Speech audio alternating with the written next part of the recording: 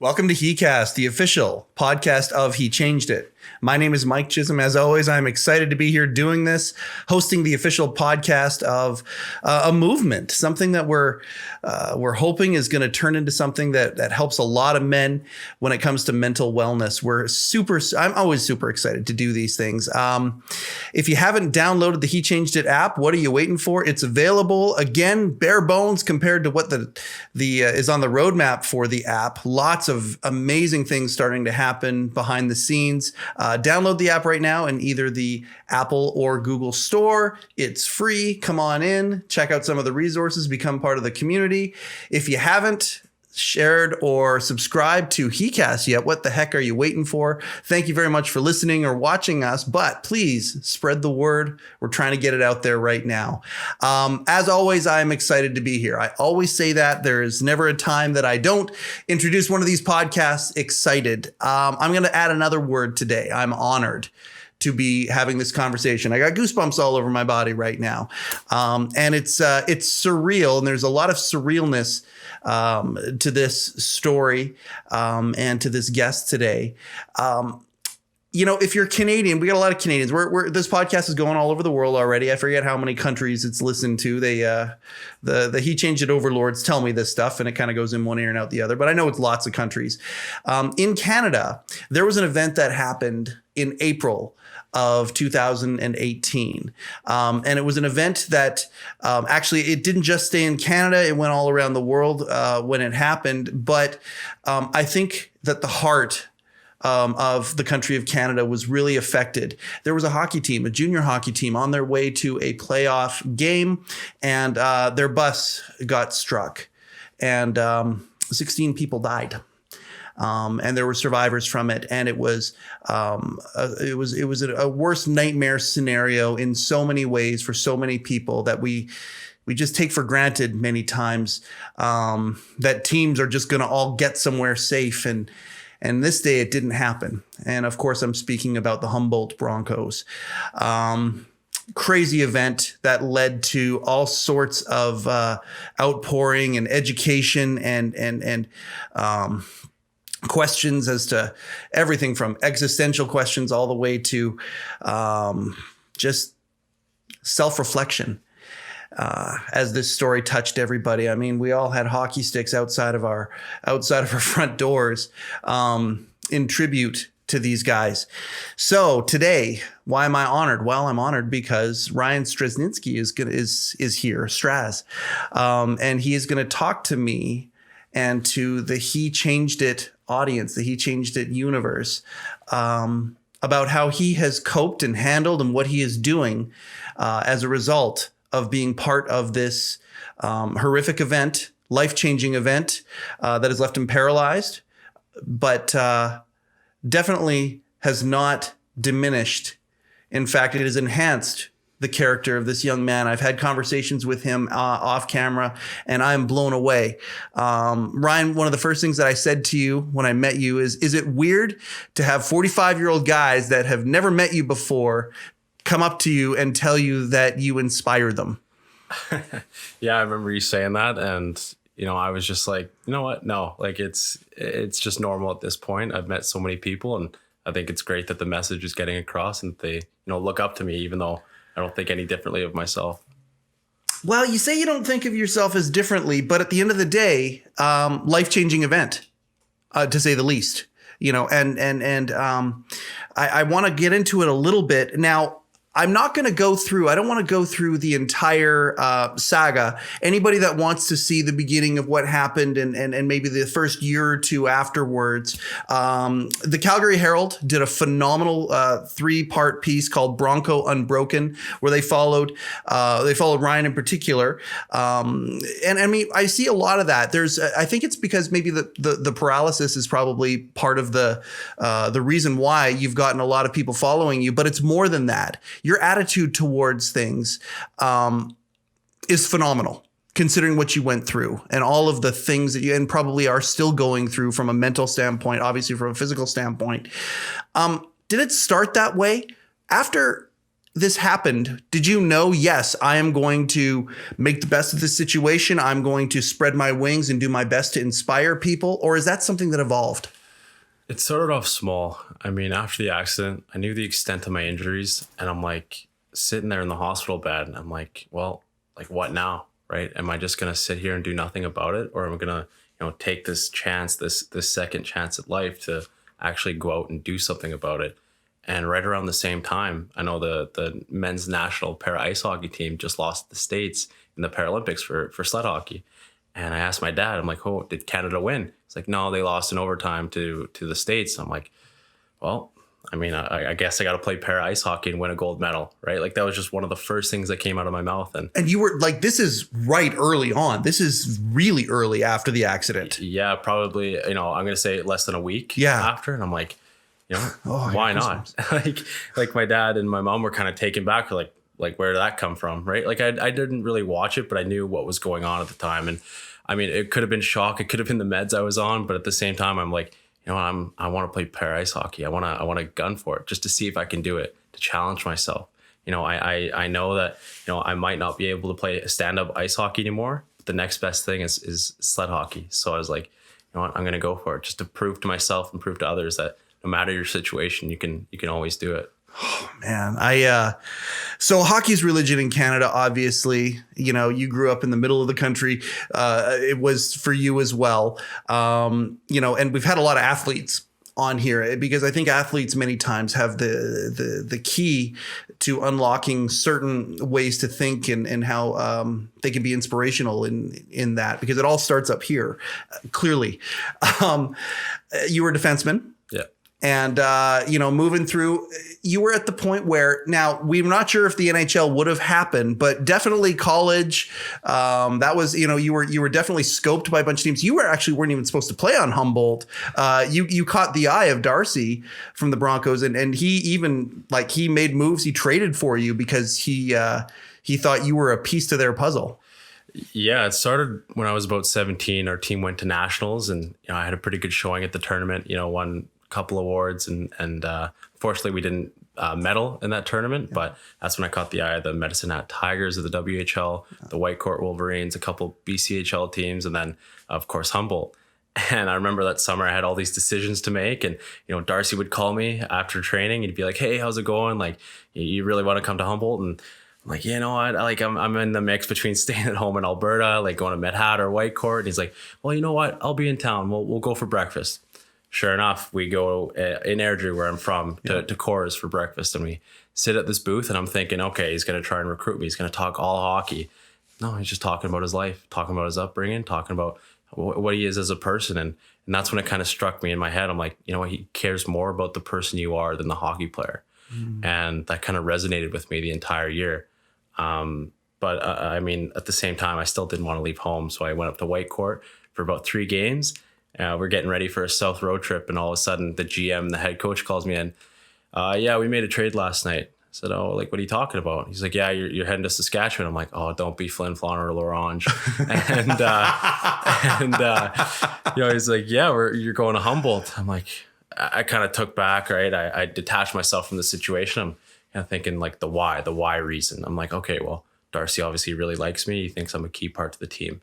It's either I don't show up and, he's pretty mad he's lost out on this trade, or I go and make the best of the opportunity, try and help the team win.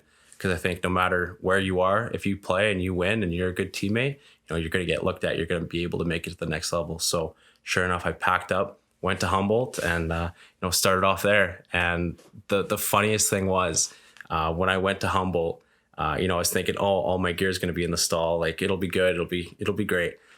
And at the time, we didn't really have a ton of money. So they had this big, wooden crate full of old equipment, 5 years plus of used equipment.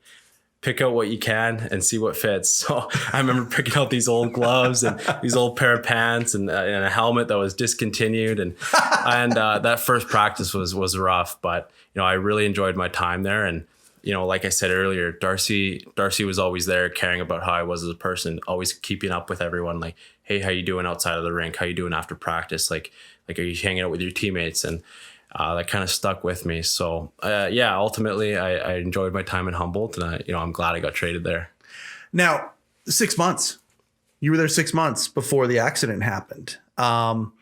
And I mean, like, I think back, you're a 17-year-old kid when you're having this conversation with him, and you're having all these conversations about your future and whatnot.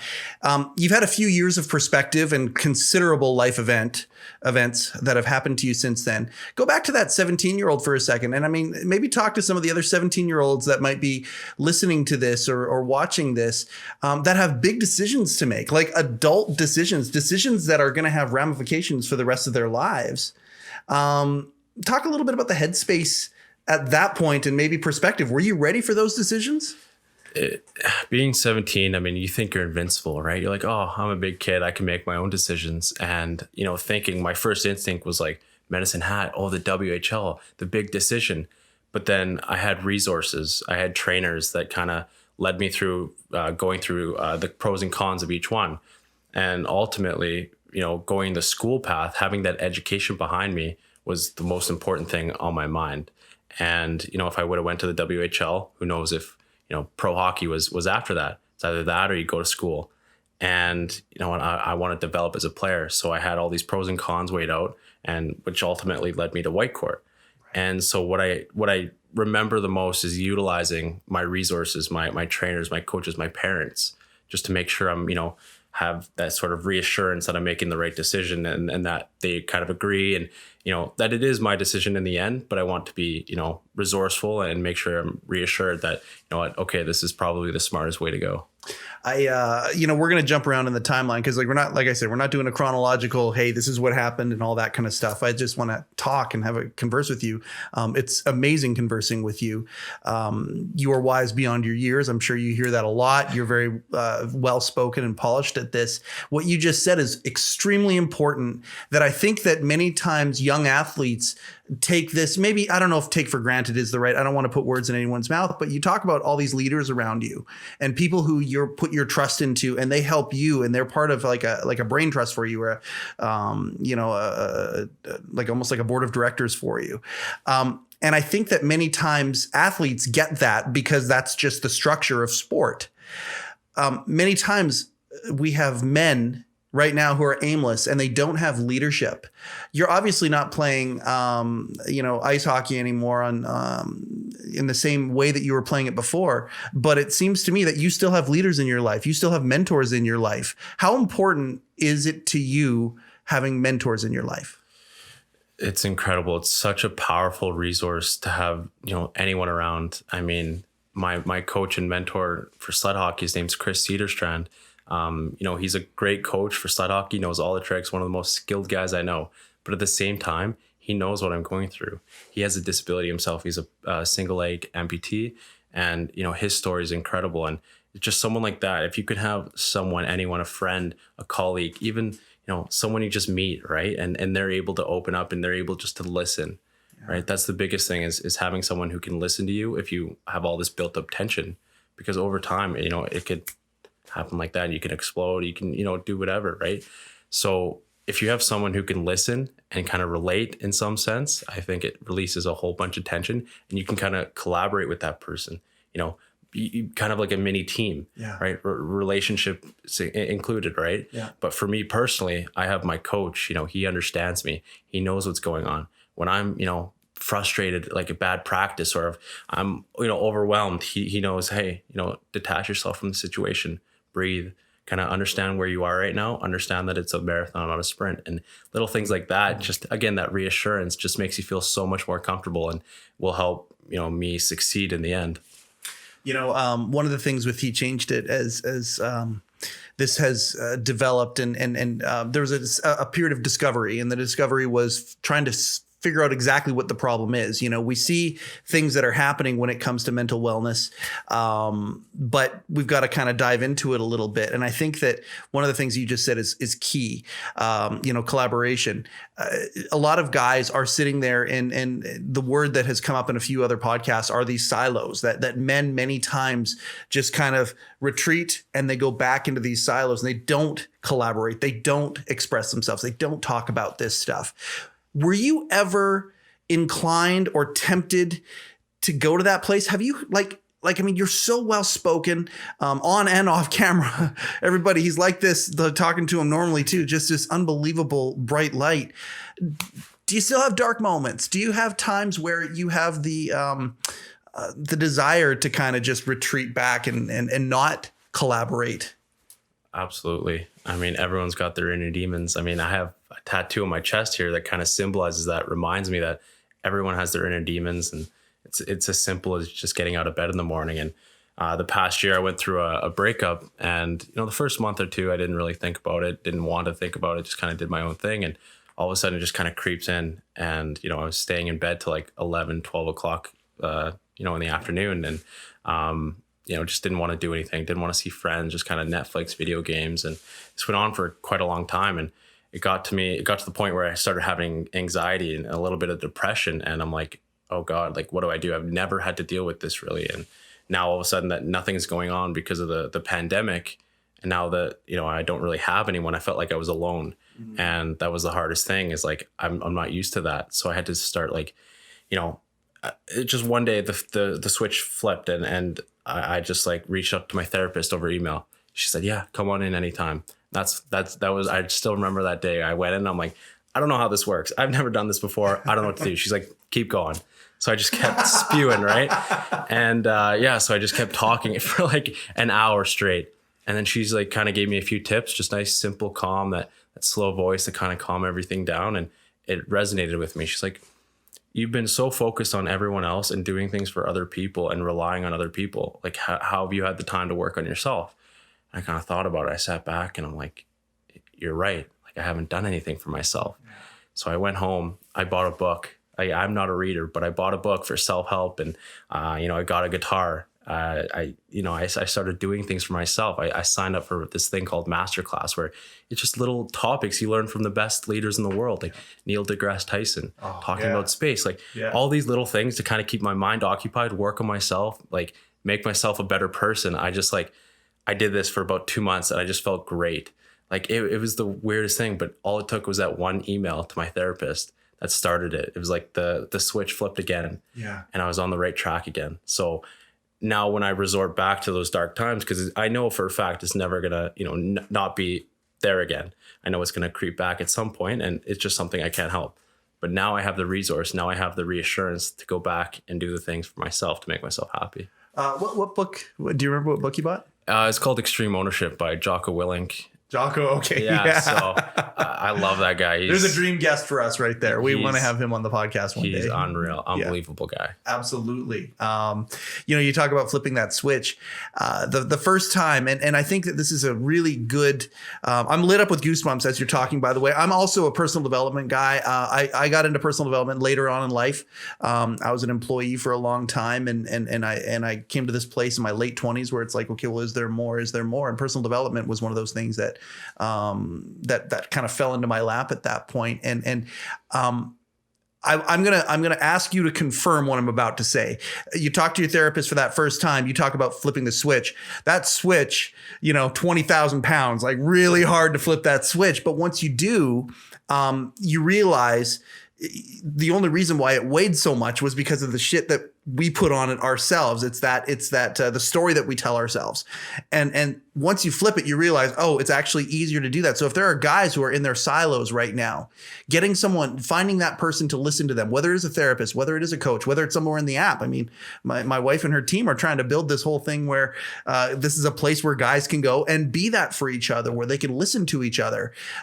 Once you flip that switch, it gets easier to flip that switch. And at that point, this is what I want you to confirm. At that point there, you have a solution when problems show up, and you have your own solution. You can flip the switch much easier, right? That first time's the hardest time. First time's always going to be the hardest. It's always uncomfortable, but it's about being uncomfortable to start getting comfortable. Yeah. And once you do it, it just becomes habit. It becomes second nature. Something's going on. Okay, I can resort back to what I learned, all those tips. If that doesn't work, got a therapist, reset it all. Yeah. Right? Kind of detach, know where you are, understand, you know, why am I doing this, right? Why am I going to go see a therapist? Why am I playing guitar right now?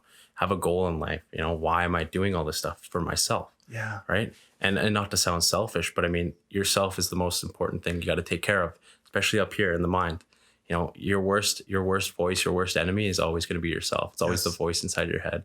So if you can get that out of the way, if you can mitigate that through doing self-help and seeing a therapist, you're definitely on the right track, and it's less likely to happen in the future.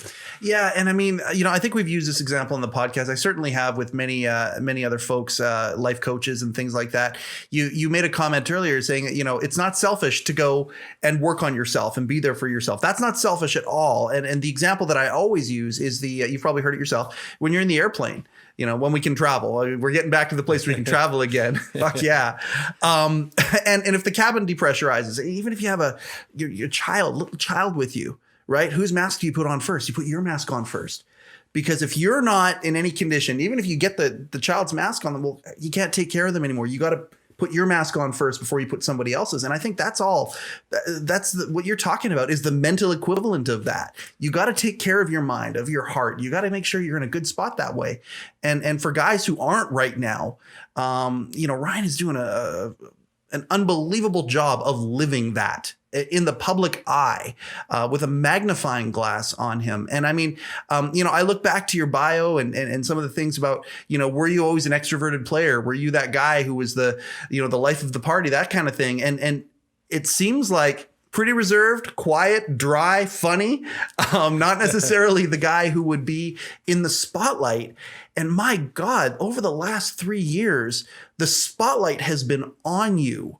Has it taken a lot to get used to that? Or like, how have you kept things in perspective as that has happened? Honestly, I don't know where it comes from. I get so nervous in front of crowds, but I remember being in the Calgary hospital saying, "Oh, we got an interview for you down in the lobby with a couple TV producers." So I said, "Okay, sure." I go down for my first interview, 30 people down there, all cameras, all lights on me. Yeah. And they're talking to me, and I'm just like ringing off, answers like that. And I'm like, okay, where's this coming from? Right. And I'm just so calm and reserved. And I was like, okay, well, I did this. What's the next thing? Next day, sure enough, another producer, another TV show, they come to me and I start, bringing off answers. I'm like, okay, well, starting to become more natural, starting to get better at this. And, sure enough, I just started becoming more articulate, started reading a little bit, keeping up with, who am I talking to? Who's the TV producer? And just being able to share my message in the right way without, crossing lines or saying something I shouldn't have. And it was just about finding that happy medium, about, answering, questions on the spot. So over time, it just became more natural. And like you mentioned, I'm pretty reserved. I'm more of a listener. I like listening to people and collecting information for future reference. So I think, again, that's one of the best things you can do is just be a listener. That's one of the most powerful things you can do is just listen. The He Changed It team is going to just absolutely be so happy that you're saying that, because that's right. Listening to each other and being there for each other. That goes back to that personal development thing. It goes back to having leaders and people and mentors in your life to listen to you. And I mean, it seems like such a simple thing, but so many times we're waiting to speak rather than just being really excited to listen. And being excited to listen to people is so powerful. Yeah, I appreciate the fact that you have all this wisdom so early in your life. I want to talk a little bit about your physical condition to update some folks, because I mean, at the end of the day, when you've had a lot of stuff happen throughout this process. You've had a lot of hospitals, Canada and the US, and then abroad. So you went and actually had some experimental surgery. Experimental is such a crazy word. Experimental surgery. It's almost like a headline, but it kind of was. You went to Thailand and had them working on your spinal cord a little bit. And it went well. Yeah. So I had this epidural stimulation device implanted on my T10 vertebrae. How it works is this little device has about 16 electrodes on it, and then it's attached to a battery pack on my left side of my lower back. And the reason that I was there for about a month and a bit was because with those 16 electrodes, there's 32 million different combinations that they can use for different muscles to be activated and to do different movements. So it was about 5 hours a day of physio and then mapping and programming the device to make sure I do the right movements. So every day, get up 7 a.m., right to it, 2 hours, take a little break, have lunch, breakfast, another 2 hours, lunch, break, whatever, and physio for an hour. So it was tasking on both my mind and my body, because, I'd wake up and everyone in Canada, all my buddies would be going to bed. the time difference was like, all right, I guess I'm watching, Netflix or something. Yeah. So, it was really tasking, but I'm super grateful I got it. And because of that, I think one of the first videos that came out was my knee shooting up towards my head. And I'm like, holy crap, like what is going on? I haven't moved my muscles in, 2.5 years. Yeah. And all of a sudden my knee's flying towards my head because of this device that was implanted. And again, that just ignited the fire even more. I'm like, you know what? I'm going to do it. You know what? I got this right now. This is a good step. I couldn't do this before. I'm doing it now. So then all of a sudden I started, doing steps on my own. It was pretty weak at the time, but it was starting to get better. Yeah. And just recently, over time of using the stimulation device, just recently I stood up for myself, like with a walker. With a walker, yeah. Yeah, with minimal assistance that I haven't done before. And this is kind of funny, but I didn't record it yet. But I actually started taking steps before I left for Kelowna. I started taking steps with the walker with some assistance, obviously. Sure. But yeah, just something I haven't done before. And I think that was so key in my development as a hockey player and in physio was, okay, I didn't do this before. I'm going to get uncomfortable. It's going to be risky, but I'm going to take that risk to get better. So each session I'm doing something I hadn't done before. And it fuels me. It excites me. And I just love doing it. Let's go back to personal development with that for a second, just because, again, unbelievable. And I'm so happy to hear that. When you get uncomfortable, it's not necessarily a bad thing, because if you get uncomfortable, it makes you have to do something to get back to a level of comfort. And if you do that intentionally, if you say, you know what, okay, I'm in a level of comfort right now, but you know what? I'm going to put myself in an uncomfortable situation. Your comfort zone gets bigger. Mm-hmm. And I mean, you're doing that out of necessity right now, but see, you don't have to do that. You didn't have to do that if you don't want to. You could have resigned to the fate that the doctors have said to you from the beginning and not been even close to where you are right now. But instead you keep getting uncomfortable. That's amazing that you do that. And I mean, I know I need to go to a question, but I just need to say again, God damn, Ryan, you inspire the hell out of me with that. You put into perspective, problems that I have or things, struggles that I have. It's like, well, look what you're going through. And if you can look for a solution like that, that's my entire motto in life is don't focus on the problem, but focus on the solution instead. And if you can make that your goal is to accept the problem and then move over to solution, you're gonna drive forward. And clearly that's all you're doing. What are the problems that, or not the problems, what are the solutions that you're looking for right now? Obviously walking again, you're driven to do that. Let's talk about sled hockey a little bit too. Yeah. Like you want to become an Olympian. Yeah. You want to take that scar of the Americans beating the Canadians back, and you want to be a part of that. How's that process going? It's going good. I mean, it's a long process. I mean, being a para, especially such a high level with no core muscles, which is key for sled hockey, is super tough. So me and my coach have been working endlessly on finding the right sled setup, finding the right solution for me to be one with my sled, to turn, to kind of get that advantage, to the most of my ability. And it's just been about, key practices, like struggling, finding new solutions, and just pushing myself again past my limits and into that uncomfortable zone to progress. And it's just been one after the other. So finally we have a sled set up, and, we're starting to practice. And about 1.5 years in, I made the provincial team out in Alberta, which is like a step or two below the national team. So I'm really proud of that, but again, not satisfied. I got to do more. So again, just practices about 3 or 4 times a week, and hoping to make that team. Must be interesting. And you love being part of a team, obviously, from being a young boy hockey in Canada. The stories being on this team. I mean, you've got a group of people who all have gotten into that situation in a unique way. The stories and the bonding in that team must be a very surreal experience. It must be a very interesting experience. Yeah, I mean, everyone has their story, right? And, everyone's healing in their own way. But I mean, at the end of the day, we're all a team. We're all working together. Yeah, everyone has different stories, but we all ended up in the same kind of timeline, if I can say that. So we're all working together towards a certain goal. And that's just to help each other out, to succeed, to make us all better. And I think that's the biggest thing is, again, that collaboration, that teamwork. And it's so uplifting, and it makes you feel so much better when you're around people that have the same goals as you. and, that want to see good in not only themselves, but the people around them. And I think that's the most important thing about teamwork, because even after we reach our goal, right, we still have each other afterwards. Yeah. We're still family in a sense. So we always have each other to lean on, and we can have fun and look back on the memories we had, and good or bad. Right. Yeah. So I think the biggest thing for me is just having that sort of camaraderie with each other, and just that teamwork. And then, we just respect each other so much. I love hearing that. Is it the same? And when I ask that, I mean, obviously, so competitive, and when you're on a team, you're playing junior hockey, you're on a team, and, most, if not all the guys there want to make it to the big dance, or have university goals and all that. And there's only so many spots available to advance. You talk about being on this provincial team, and you want to be on the fucking national stage. You want to go and you want to get there.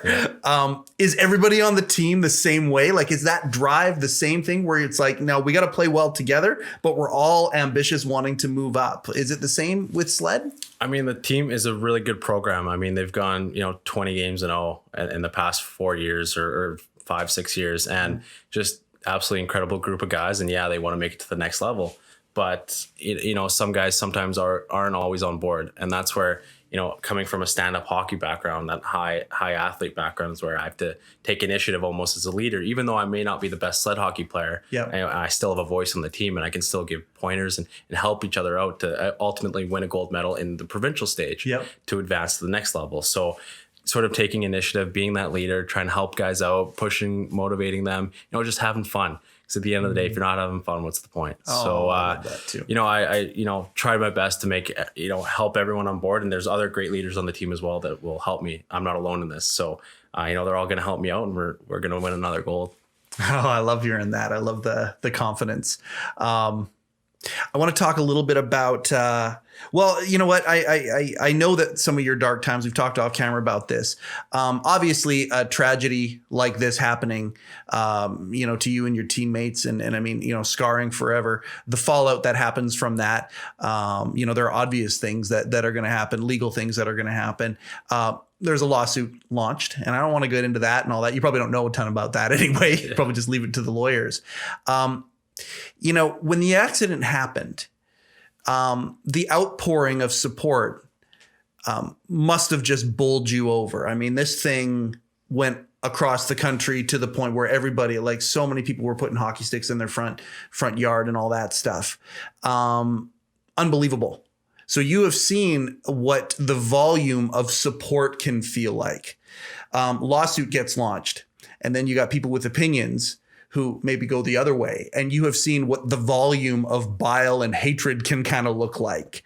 And I mean, I'm not trying to put words in your mouth. I'm just trying to set the stage a little bit. Can you talk about maybe the beginning, that outpouring that happened nationally, and then maybe talk a little bit about, what it felt like to have that other reaction? Yeah, exactly. So right away, we had support from around the world, sticks out, tweets being sent out just to all, my family included, and to all the families, all the Prime Minister coming to visit you in the hospital. Exactly. Connor coming, never mind, Prime Minister Connor coming to visit you in the hospital. McDavid. So just the outpouring of support was incredible, and we're super grateful for it. And there's no words to, if we could thank every individual person, we would. Yeah. And it's just been absolutely incredible. And then, like you said, all of a sudden the lawsuit comes out. And I remember that day I was at my ex-girlfriend's house, and I think we're having dinner or something. All of a sudden I hear a ding from my phone, and I look up, and it's a message. It's like, hey, you're kind of a dickhead. We don't like you. We're going to find you, type of thing. And I'm like, well, where did that come from? And all of a sudden I opened Twitter, just tweets about the lawsuit coming out, because it was my face on the first lawsuit that the Calgary Herald wrote about. And, all of a sudden, ding, ding, ding, ding, all these messages. You're POS, like, we're going to, you and your family are greedy, like, screw you guys. And it's just the outpour, like hundreds of messages for like 2-3 weeks. And, I was kind of like scared. And I'm like, how did everything go from all this positive feedback to motivation to outpouring of support to like hatred, like you suck, all these negative voices. But then all of a sudden, I'm like, oh, are they right? Am I like this? Oh. And that kind of planted the seed, and the seed kept growing and growing. And I'm talking to my parents. I'm like, I don't know what to do. And they're like, we don't know either. Like we can't talk back to them because, you know, all of a sudden you say something back and it just blows up. You're just building a bigger fire. And the biggest thing I had to do was just to try my best to ignore it. You know, it's going to go away. Nothing really lasts forever. So, you know, let it play out, see where it goes. Don't take anything to heart. Because again, it's just all opinions. It's just one person. It's just, you know, however many people, right? So don't let that seed grow any bigger. And it was hard because, you know, I turned off my phone for a day. Like, oh, you know what? Like, okay, I'm going to see if it calmed down a bit. No, sure enough, there's more. And it got to the point where people were like, I'm going to, you know, put you out of that chair. We're going to watch you crawl across the street. Like just things like that, like really, really vulgar things. And I was just like, okay, I can't handle this right now. And I had to kind of just live it out for the 3 weeks. And then all of a sudden it died down. But in my head, that just kind of planted that seed, like I said. So even after that, you know, it just kept growing and growing. I'm like, oh, am I doing the right thing? Am I a bad person? Right. Like, but I know who I am as a person. But again, that seed was planted. So I was arguing with myself. Am I really a bad person? Should I even be playing sled hockey? Should I even be going to physio? Oh my God. And, you know, it just ultimately led to the point where, again, I just found that dark space because recently after that, that's when we broke up. So, you know, I didn't have anyone at the time, I felt like, and then the seed was already planted. So I'm, you know, just arguing with myself every day. Should I even get out of bed? What's the point? Right. Just all these excuses that normally I wouldn't do if everything was going smoothly. And as soon as adversity hit, that's when, you know, those months came in and ultimately led me to the point of sending that email to my therapist. And that's when it all changed. But yeah, as soon as those negative comments came in, it was like, you know what? It's there. Well, and I think that, you know, the adversity, you know, there's a quote that, well, it was ripped off for a DC superhero movie for The Dark Knight, you know, it's always darkest before the dawn. And it's, you know, the funny part about this, because the cool thing is we started this conversation, you talking about how much things are better when you flip that switch. And, you know, you talk about that adversity and God, that's dark.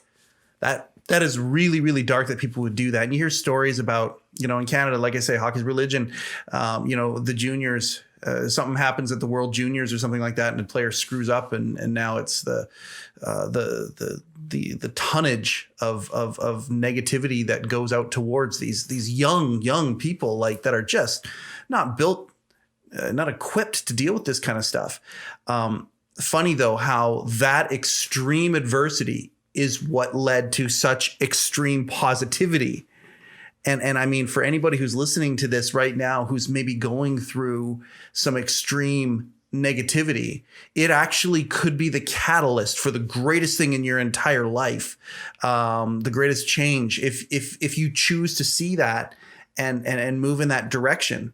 And I don't know if you'd agree with that or not, but it seems like because it got so dark, that's why it's gotten so much better in some ways. Absolutely. I mean, when you're going through hell, right, it's like that's the lowest you can go.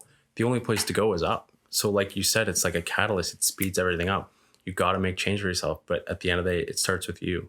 You have to decide to go talk to someone. You have to decide to work on yourself. And I know it's hard. It's going to be the hardest thing you can do. But once you even take that small step, you get out of bed in the morning, right? You battle that inner demon. Right. It starts there and it just builds and it builds and it builds until ultimately you know what to do. You're better now. Goosebumps again. I think this is I don't think I've gotten goosebumps more in a podcast. We've done 70 something of these episodes, and some of them have been they've all been great in their own beautiful way. I don't know if I've gotten goosebumps as many times as I have in this episode listening to you. I'm just so inspired. Are you going to write a personal development book at some point? My book's still being written right now. I'm still young. I got a long way to go.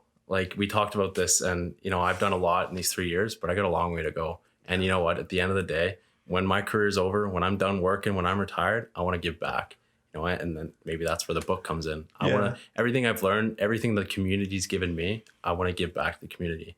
And I want to show them, you know what, this is what I got growing up. This is all the support I got. This is all the knowledge I have. I'm going to give back. Anything you can take from it and use to your advantage. And, you know, if that comes from a book, then it comes from a book.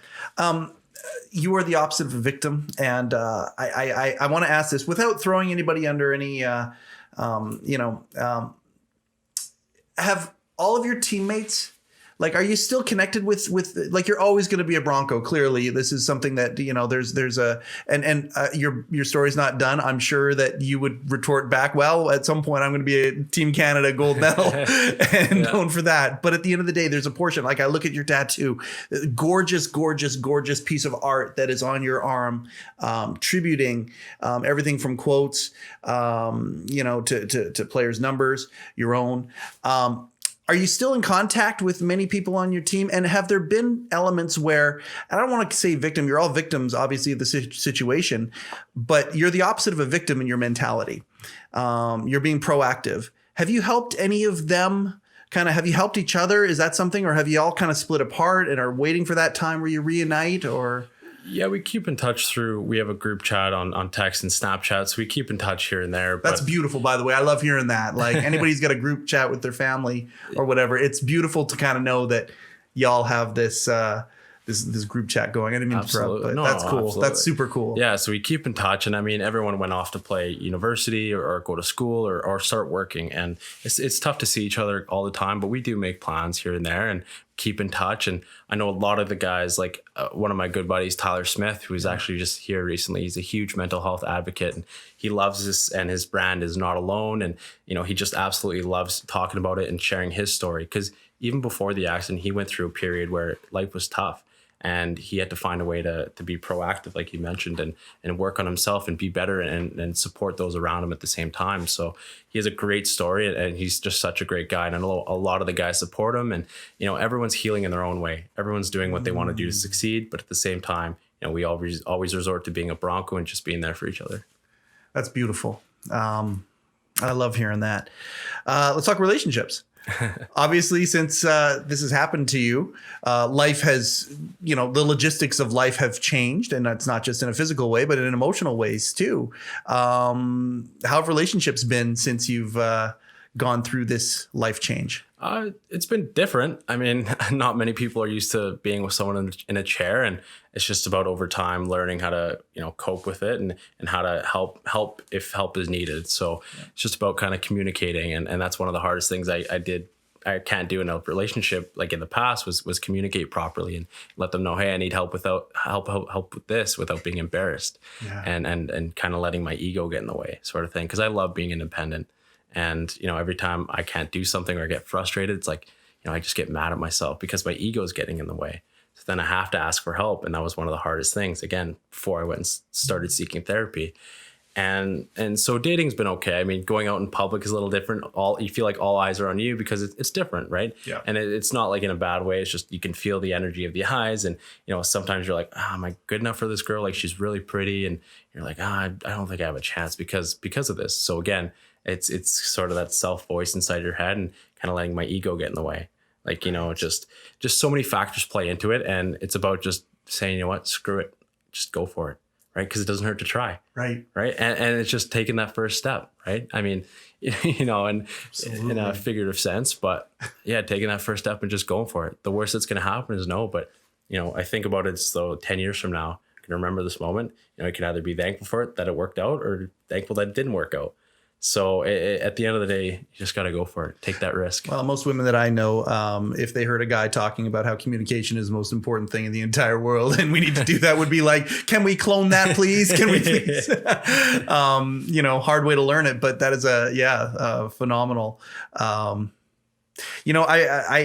The time goes by so quickly, and it happens every single time, but I can't believe we're already moving close to the end. But there are two questions that I knew I wanted to ask you. The questions are this. What are you sick of being asked? And what do you wish would be asked more? Is there anything that, as this spotlight, this magnifying glass is on you, I'm certain that you are asked certain questions enough where it might almost cause frustration where it's like, that's not the point. And then there might be some things that you would wish to get out there. And that was one of the things I was actually going to start with that originally, after our first meeting. And then after that, I was like, no, I want to move that around. But I think it's important, because many times I think people are kind of moving you and shaping you in different ways and whatnot. What do you wish people would ask? So I guess the first part of your question is what I get sick of hearing. It's like, hey, you're going to walk again. I'm like, dude, I'm going to try. You know what? That's all you can do is try. I'm going to push myself as hard as I can, but at the end of the day, it's up to my body to heal. And you know what? If it happens, it happens, it happens. And if it doesn't, it doesn't. I know I can get, to a certain point, and then it's up to my body for the rest. But I guess the one question that I wish I would hear more is, everyone, when they first see me, sees the physical disability. So it's like, how can I help? Oh, do you need help with this? It's not like, hey, how are you feeling? Like, hey, how's everything else going? Like mentally, you know what I mean? And, you hear it sometimes, but sometimes when you meet someone new, it's always the physical side of things. Like, hey, do you need help up this? Or, hey, like, can I, all the physical stuff, which is absolutely incredible. It's really nice. But at the same time, you just hear it over. You're like, no, I can do it. Thank you, though. And it's always like, hey, do you need help getting into a car?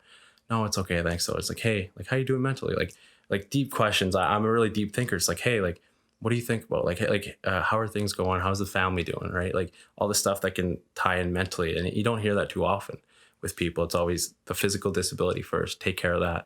But I think if you take care of your mental health first and you help others with their mental health, the body will follow. And it's one of those things that I wish I would hear more. We didn't stage that. We're building this app where that's exactly the whole point of the whole thing is to do that. I mean, within He Changed It, one of the ideas is a campaign that started really, really early, and it's going to be revisited again once he kind of blows up and gets that next level. It's the How You Doing campaign, where you actually, the whole thing is wrapped around looking at somebody and saying, hey, how you doing? And meaning it, not like, hey, how are you? Yeah. Fine, thanks. Yeah. No, but actually meaning it. How you doing? And, like I said, we didn't script this. It's unbelievable that you would say that. You have been incredibly generous in your vulnerability. Vulnerability is, you're a personal development guy. You know how important that is. That's something that has come up on almost every single podcast we've done. You've been incredibly generous with your vulnerability with us. I've only had a couple conversations with you but I mean, right away, after 3 or 4 sentences back and forth with you, I'm like, okay, this is a brother from another mother. This is a guy who's half my age that inspires me, and I just appreciate so much you being willing to giving some of your time and some of your vulnerability to us at He Changed It. Thank you for doing this. As we talked, and I kind of told you a little bit about what my wife and her team are building, you kind of lit up and you're like, oh, this is really, really great. It's so needed. And now that we've talked a little bit more, I can see how, you were genuine when you said that. Holy smokes. Yeah, thank you so much for having me. And I think what you guys are doing is absolutely incredible. We need a lot more people like you guys. And I think if you get the message out there, it just starts with one person, then it spreads, right? So it's absolutely incredible what you guys are doing. And I'm really honored to be on this podcast. It's an honor to have you. Before we finish off here, how can people follow you? What can people look towards? Who are some of your cheerleaders? Let's finish with this so you can go a little bit over. You've had people who have stepped up and companies who have stepped up. You got sponsorship deals. You got people who are really excited about supporting you. Who are some of those people, and how can folks who listen to this or see this, how can they see what you're doing, social media, whatever it is? Yeah, social media. I'm on Instagram and Twitter quite frequently. So it's @Straz_, but some of my main sponsors are Adidas Canada, Warrior Hockey, and Tempur-Pedic Canada. And they've been absolutely incredible. They've helped get me to where I am today, and they're going to continue to help me until, hopefully I play on Team Canada and win that gold medal. So really honored. And, if you guys want to support them, that'd be incredible. And you talk about some of the mentors and people who are leaders in your life. I don't know if it's who are some of the people that are key to you. I think that if this podcast had a theme, one of them is being willing to have people who can mentor and coach, no matter how old you are, how important that is. Who are some of the people that are really important to your life that help you with going through this? Definitely various family members. I mean, it all starts with them. You grow up with them. They're always going to be there. They understand you the most out of most people. I have a really small group of friends, and they always have good mindset. So I think that helps boost me up. And, I'm really thankful for my friends and family, but I think the biggest guy right now is probably Chris Strand. Mm-hmm. He understands me the most. He's been my coach for he's been there basically since day one. So super grateful. And he's just such an amazing guy. So he has social media too. He's on my social media. So if you want to follow him and check out his story and support him, I think just a great guy. One of the best guys. And, I'm going to share that gold medal with him. I'm going to throw one last little piece of personal development tidbit out there because you just mentioned it. You talk about your friends. How important is it to surround yourself with good people? And if you're don't have good people around you to make a change on that. How important is that? It's one of the biggest things you can do for yourself. And if you surround yourself with people who have the same goals in mind for themselves, they want to succeed personally, but they also want to see you succeed. Again, that teamwork mentality, that in that environment. I think surrounding yourself with good-minded people will help you be good-minded. If you surround yourself with bad-minded people, don't want to do anything in life, and you're just not going to go anywhere. You're not going to progress. And again, it's almost like getting in that uncomfortable barrier. You got to be in that right mindset. You always got to succeed and push each other. Make yourself uncomfortable to succeed. I can't think of a better place to end. I've said this many times throughout this experience as he changed his growing up. I get the best job in the whole fucking thing because I get to sit front and center and have these conversations with great minded people. Iron sharpens iron. I get sharpened every time I do one of these here. I said at the beginning of this podcast, this was an honor. It completely is. I believe this is the beginning. I really appreciate the fact that you've been connected with us, and we are going to support you in anything that we do. As he changed it blows up, man, we're gonna publicize all the things that you're doing and support that, because you are a bright shining light, man. You seriously are. And you have 100% shown that you are not the experience that you went through. You are something completely different than that. And the experience you went through is just something that you went through, and you have taken this situation and not focused on the problem, but 100% focused on the solution. And I just want to say thank you for inspiring me, and thank you for being that bright light that you are, Straz. I cannot articulate my gratefulness to you enough. Thank you so much. I really appreciate that. And I can't wait to, again, share that gold medal with everyone who's supporting me.